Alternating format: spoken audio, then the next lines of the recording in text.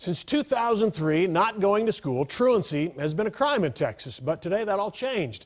A new state law no longer treats students who skip school as criminals, and Fox 4's Sean Rabb is in our Dallas newsroom with details on the change. Sean. You know, Steve, many people argued that treating kids who played hooky a lot had excessive absences. They argued, well, that if they treated them like criminals, that's where the pipeline to prison began. Before today, a guilty plea could lead to time in the juvenile justice system. But with the Justice Department looking at how kids who skipped school were being treated in Dallas County, state lawmakers made sweeping changes to truancy laws.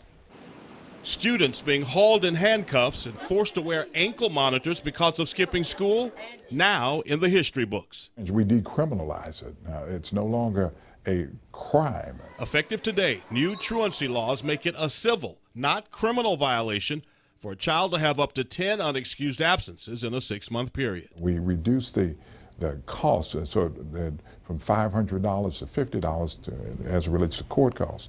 We allow expunction of records. We tell the districts to kind of look at different alternatives. Alternatives to quickly filing truancy cases on students. School districts now challenged to try and get to the root cause of the problem with each pupil. Through conferences, through communication with the families, that's when you begin to learn what may be holding a student back, what challenges may be ahead. While lawmakers decriminalize truancy for the students, parents will still be held criminally liable for their child not being in school.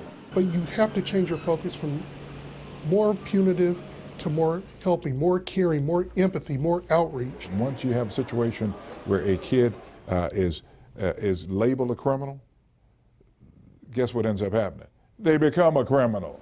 We should be able to find different ways in order to keep these kids in school without having to make them criminals. Now, 4 categories of students cannot be filed on, period, if their absences are connected to their situation. That's pregnant students, homeless students, students in foster care, and students who are the primary wage earners for their families.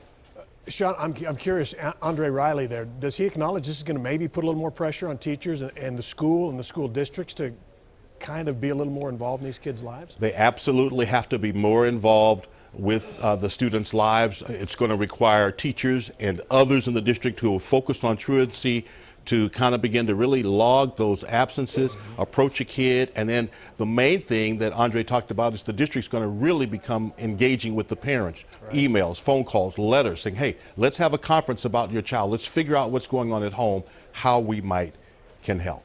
Okay. Sean Rabb in the Dallas newsroom. Thanks. All right.